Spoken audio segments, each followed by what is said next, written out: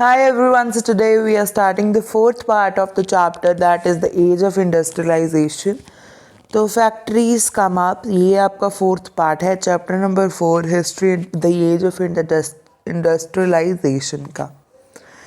इसमें हम early entrepreneur के बारे में पढ़ेंगे और इंडिया में कौन कौन सी एक्टिविटीज़ हो रही थी हम उसके बारे में इस पार्ट में पढ़ने जा रहे हैं।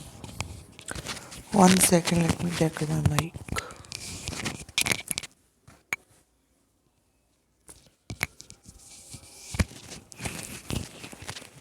Okay, let's get started with the chapter without wasting any time or further ado. तो देखो, the first cotton mill came up into 1854 and it went on the production 2 years later. पहली कॉटन मिल बॉम्बे में आई थी 1854 में और production में कब लगी 2 साल बाद। In 1862, 4 mills at the work with the 94,000 spindles and 2,150 looms. अब 1862 में 4 मिल्स लगाई गई जो वर्क करती थी 94,000 स्पिंडल के साथ और 2,150 लूम्स के साथ। Around the same time, jute mills came up in Bengal, the first being set up in 1855. तो सबसे पहली कॉटन मिल लगी थी बॉम्बे में 1854 में और बंगाल में सबसे पहली जूट मिल लगी थी जो कि 1855 में लगी थी। And another 7 years later in 1862 in northern India, the Elgin mill was started in Kanpur in 1860s and a year later first cotton mill of Ahmedabad was set up. 1874 the spinning and weaving mill of Madras began production. हम देखो उसके 7 साल बाद 1862 में क्या हुआ, north India में जो एल्गिन मिल थी वो स्टार्ट कर दी गई। नॉर्थ इंडिया में भी कहाँ, कानपुर में 1860s में। 1 साल के बाद जो फर्स्ट कॉटन मिल अहमदाबाद में सेटअप हुई। फिर 1874 में जो फर्स्ट स्पिनिंग एंड वीविंग मिल है मद्रास में वो प्रोडक्शन शुरू कर देता है। Who set up these industries? Where did the capital come from? Who came to work in these mills? तो कहते हैं पहले तो ये इंडस्ट्रीज़ लगाई किसने, फिर कहते हैं इंडस्ट्रीज़ का पैसा कहाँ से आया और इनमें काम कौन करता। तो ये 3 क्वेश्चन है, जल्दी से आंसर देगी बुक तुम लोगों को। तो 4.1 part that is the early entrepreneur. The industries were set up in different regions by varying sorts of people. Let us try to see who were. कहते हैं अलग अलग रीजन में अलग अलग लोगों ने क्या किया था, इंडस्ट्री अपनी लगाई थी। तो उनके बारे में हम अब देखते कि कौन थे वो। The history of many business group goes back to trade with China. From late 18th century, as you would read in the book last year, the British in India began exporting opium to China and took tea from China to England. देखो, अगर हम business group की history की बात करें तो trade with China होती थी लेट 18th सेंचुरी में। जब पिछले साल 9th क्लास में आपकी जो बुक थी उसमें बताया गया था कि जो ब्रिटिश इंडिया से ओपियम एक्सपोर्ट करने लगे थे चाइना को और चाइना से टी ले जाते थे इंग्लैंड को। देखो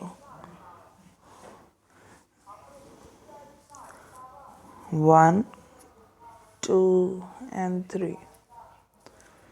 तो ये क्या है, this is England, this is India, this is China. तो ये यहाँ पे आए, यहाँ से क्या लिया, ओपियम लिया और चाइना को दे दिया। फिर चाइना से उसके बदले क्या खरीदी, टी खरीदी और वो इंग्लैंड ले गए।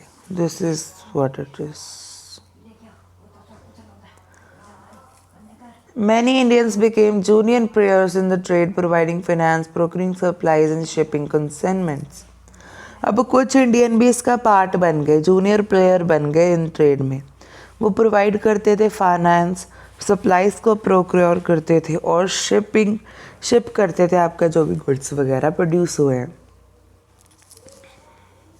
Have you earned through trade? Some of these businessmen had visions of developing industrial enterprise in India. अब जब उन्होंने ट्रेड से कमाने लगे तो कुछ बिजनेसमैन्स को लगा कि हम इंडस्ट्रियल एंटरप्राइज इंडिया में डेवलप कर सकते हैं। In Bengal, Devarkanath Tagore made his fortune in China trade before he turned industrial. Industrial investment set among 6 joint stock companies in 1830s and 1840s. अब जाके द्वारकानंद टैगोर हैं इन बंगाल, उन्होंने अपना फॉर्चून देखा, अपनी किस्मत देखी वो चाइना के साथ ट्रेड कर सकते हैं before he turn industrial investment. अब जो सेटिंग अप हुई आपकी 6 जॉइंट स्टॉक कंपनी की 1830s और 1840s में। Tagore's enterprise sank along with all the others of the wider business crisis of 1840s, but later in 19th century many of the China traders became successful industrialists. अब देखो 1848 में जब britisher को monopoly मिल गई तो क्या हुआ, जो टैगोर का एंटरप्राइज है वो भी सभी की तरह सैक हो गया। बट लेट 19th सेंचुरी में क्या हुआ, जो चाइना के ट्रेडर्स है वो एक सक्सेसफुल इंडस्ट्रियलिस्ट बन गए। In Bombay, Parsis like Dinshwa Patit and Jamshedji Nusharwange Tata, who built a huge industrial empire in India, accumulated their initial wealth partially from it. Bombay में आपके पारसीज है जैसे दिनशवा पटीट एंड जमशेदजी नूशरवांगे टाटा, इन्होंने क्या किया, ह्यूज इंडस्ट्रियल एम्पायर्स इंडिया में खड़ी कर दी। अकामुलेट किया इनिशियल वेल्थ को from partly exports of China and partly from the raw cotton shipment in England. China से एक्सपोर्ट से कमाया और इंग्लैंड में जो कॉटन शिपमेंट्स होती थी उससे कमाया। सेठ Hukumchand, a Marwai businessman who set up the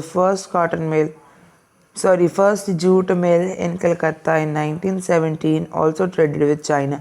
So did the father as well and grandfather of famous industrialist G.D. Birla. अब देखो, जो आपके पास सेठ हुकुमचंद है, एक मरवाई बिजनेसमैन था, तो वो फर्स्ट इंडियन जूट मिल उसने कलकत्ता में 1917 में खोली, जिसमें वो चाइना के साथ ट्रेड करने लगा। उसका फादर भी यही करता था और उसका ग्रैंडफादर भी यही करता था। और ग्रैंडफादर किसका, जीडी बिरला का। जीडी बिरला तुमने नेशनलिज्म इन इंडिया पे पढ़ा, आज जाके देखना वहाँ पे जीडी बिरला का नाम तुम्हें दिखेगा, बिकॉज उन्होंने सपोर्ट किया था नॉन कॉपरेशन मूवमेंट को, नहीं सिविल डिसोबीडियंस मूवमेंट को। Capital was accumulated through trade networks. Some merchants from Madras traded with Burma while other links with the Middle East and East Africa. अब जो capital है वो इकट्ठा हो गया ट्रेड नेटवर्क्स की वजह से। जो मर्चेंट्स से मद्रास से वो ट्रेड करते थे बर्मा के साथ, वाइल जो दूसरे लोगों के लिंक कहाँ थे, मिडल ईस्ट और मिडल ईस्ट अफ्रीका पे। अब यहाँ पे 2 पिक्चर्स हैं, जल्दी से डिस्कस करते हैं। Jamshedji Jijeboy. Jijeboy was the son of Parsi weaver like many other of his time. He was involved in China trade and shipping. He owned a large fleet of ships, but the competition from English and American shippers forced him to sell his ships in 1850s. अब जो जमशेदजी जीजेबोय एक Parsi Weaver हैं, वो China के साथ trade और shipping करने में इन्वॉल्व थे। उसके पास एक लार्ज फ्लीट ऑफ शिप्स थी, बट जब इंग्लिश या फिर अमेरिकन शिपर से उसको कंपटीशन मिलने लगा तो उसको अपनी शिप्स बेचनी पड़ी 1850s में। Figure 16 is clear. Now moving further. Dwarkanath Tagore believed that India would develop through westernization and industrialization. He invested in shipping, shipbuilding, mining, banking, plantation and insurance. Dwarkanath Tagore को लगता था कि अगर इंडिया डेवलप कर सकता है तो वो 2 चीज़ों की वजह से कर सकता है, या तो वेस्टर्नाइज्ड हो जाए या फिर वो इंडस्ट्रियलाइज्ड हो जाए। तो उसने इन्वेस्ट किया शिपिंग में, शिप बनाने में, माइंस में, बैंकिंग में, प्लांटेशन में, इंश्योरेंस में। तो फिगर 17 भी यही कह रहा है। There were yet other commercial groups, but they were not directly involved in external trade. कई और भी कमर्शियल ग्रुप्स थे, बट वो डायरेक्टली आपके एक्सटर्नल ट्रेड में इन्वॉल्व नहीं थे।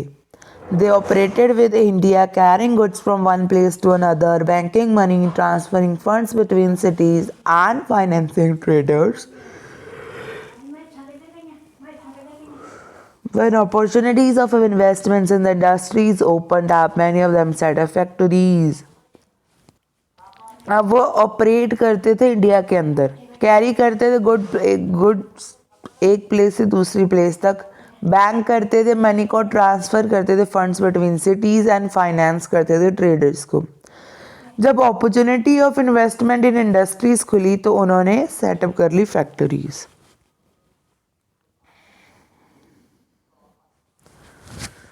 Are we clear this first paragraph?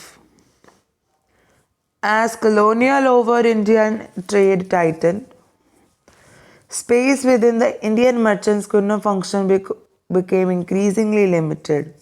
There were barred from trading with Europe manufactured goods and had exposed most raw material and food grains, raw cotton, opium, wheat, indigo required by the British. They also were gradually edged out of the shipping business. जब colonial को control आ गया Indian trade पे तो क्या हुआ, जो space थी Indian merchant की वो फंक्शन करने की वो लिमिटेड हो गई. लाइक फॉर एग्जांपल ये पहले सारा इंडियन का था, बट जब इंडिया की मोनोपोली आ गई तो वो सारे रीजन में तो थे नहीं, सपोज एक पार्ट में ही वो आपका ट्रेड कर पा रहे थे. यूरोप के साथ ट्रेडिंग इनकी बैरिड कर दी गई और एक्सपोर्ट करना पड़ा सबसे ज़्यादा रॉ मटेरियल और ग्रेन्स जैसे कॉटन, ओपियम, वीट, इंडिगो, जो कि ब्रिटिश के द्वारा रिक्वायर्ड था.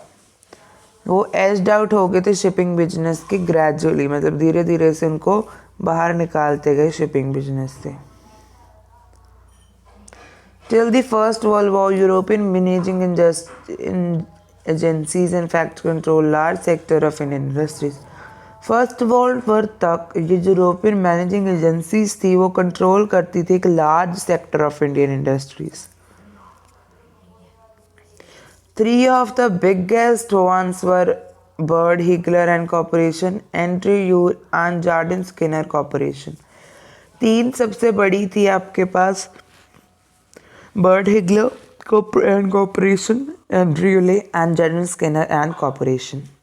So these agencies mobilized capital, set up joint stock companies and managed them. In most instances, Indian financiers provided the capital while European agencies made all the investments and business decisions. The European merchant industrialists had their own chamber of commerce, which Indian businessmen were not allowed to join. अब यहाँ पे क्या है, जो ये agencies होती थी ये मोबिलाइज करती थी कैपिटल को और जॉइंट स्टॉक कंपनीज लगाकर उनको मैनेज करती थी. जो इंडियन फाइनेंसर थे वो कैपिटल देते थे और यूरोपियन एजेंसी सारी इन्वेस्टमेंट्स और बिजनेस डिसीजन लेते थे. जो यूरोपियन मर्चेंट और इंडस्ट्रियलिस्ट थे उनके ओन चैम्बर थे कॉमर्स के, and which Indian business were not allowed to join. Clear?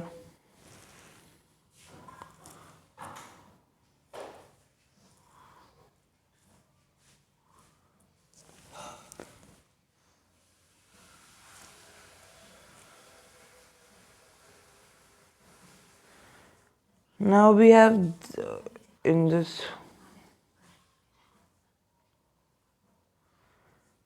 we have this picture, right?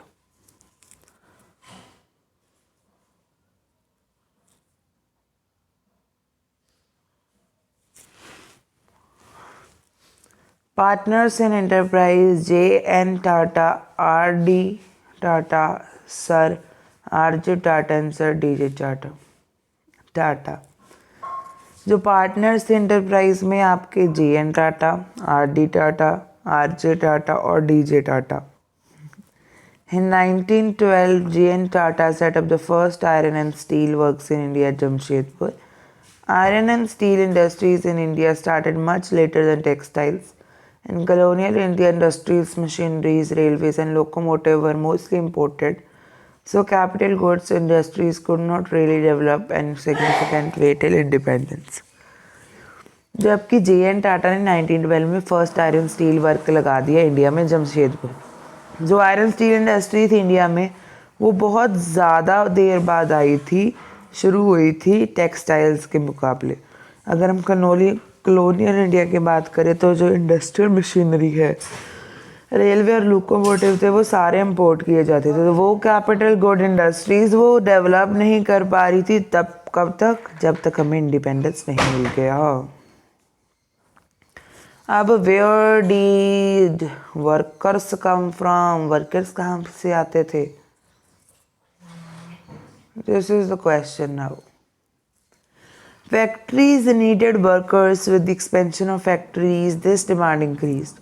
Factory को वर्कर तो चाहिए पर हमारी एक्सपेंशन भी तो हो रही थी, उसकी वजह से ज़्यादा वर्कर चाहिए। In 1901 there were 5,84,000 workers in India factory. 1901 में कितने थे? 5,84,000 वर्कर्स इन इंडियन फैक्ट्रीज। और 1946 तक 2 लाख, सॉरी गलत हो गया ये तो, 24,36,000 थे। देख रहे हो, 5 लाख से सीधा 24 lakh. Where does this worker come from? ये वर्कर्स आ कहाँ से रहे थे?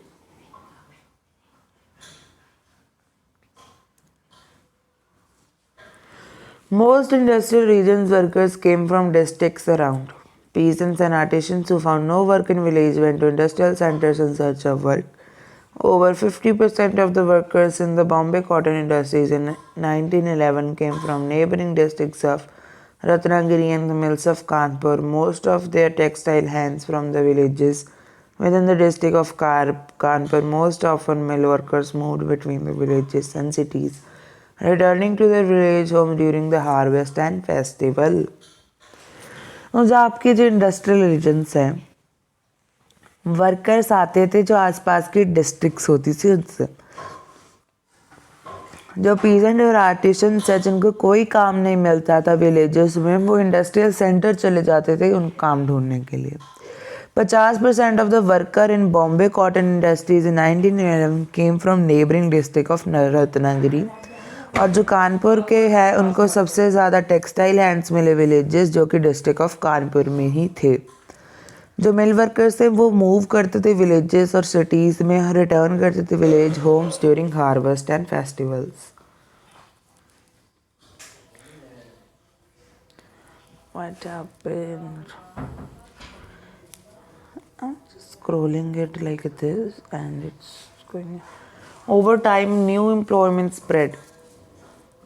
Workers travel great distance in hope to work in mills from the United Provinces. For instance, they want work in textile mills in Bombay and jute mill in Calcutta. Over time क्या होगा? Employment spread होगी, तो workers को great distance से आना पड़ा कि उनको काम मिल जाए मिल में। तो जो यूनाइटेड प्रोविंसेस थी, they want to work in the textile Bombay, textile mill in Bombay और jute mill in Calcutta. The young workers of Bombay Mill, early 20th century, when the workers went back to their village homes, they liked dressing up. ऐसे पूरा dress up होके अपने village जाने के। So now we're clear with this. Moving on the next page.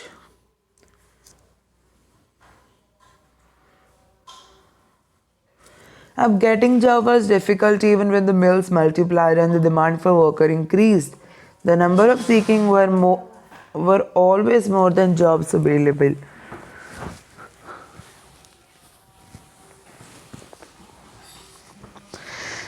Entry into mills was also restricted. Industries usually employed a jobber to get new recruits. Very often, the jobber was an old and trusted worker. He got people from the village and ensured them jobs, helped them to settle in the cities and provided them money in the time of crisis. Jobber therefore became a person with the same authority and power. He began demanding money and gifts for his favor and controlling life of worker. अब चाहे इतनी सारी mills आ गई थी पर workers की demand increase हो गई थी, बट अब भी हमारा क्या था, जो जॉब सीकिंग वर्क सीख कर रहे थे लोग, वो जॉब्स अवेलेबल से ज़्यादा थे। जो मिल्स के अंदर एंट्री थी वो रिस्ट्रिक्टेड थी, तो इंडस्ट्रियलिस्ट जॉबर लगा रहे थे जो कि नए लोगों को लाता था, जो कि एक ओल्ड और ट्रस्टेड वर्कर होता था, अपने विलेज से कुछ लोग लाता था, उनको जॉब्स दिलाता था, उनको सेटल कराता था सिटीज़ में, और उनको मनी देता था टाइम ऑफ क्राइसिस में। जब भी क्राइसिस वगैरह होते तो उनको मनी देता। बट जो जॉबर था उसके पास अथॉरिटी और पावर आ गया और उसने उसको करप्ट कर दिया, और अब वो मनी और गिफ्ट्स मांगने लगा कि अगर तुम्हें फेवर लेना है मेरे से और जाके सिटी में एडजस्ट होना है तो हमें क्या देना पड़ेगा, आपको मनी देना पड़ेगा। The number of factory workers increased over time. Time के साथ वर्कर्स बढ़ने लगे. However, you will see there was a small proportion of total industrial workforce. But तब भी क्या थी, बहुत ही कम इंडस्ट्रियल वर्कफोर्स थी अगर आप कंपैरिजन में देखोगे. एंड ये दिस फिगर हेड जॉब है. Notice how the posture and clothes emphasize the jobber's position and authority. तो ये एक जॉबर है, इसके क्लोथ से देखो इसकी अथॉरिटी कैसी होगी. अभी ये स्पिनर वर्क एट अहमदाबाद मिल, ये स्पिनिंग वर्क है और women worked mostly in spinning departments. Spinning ज़्यादातर वुमेन करती थी.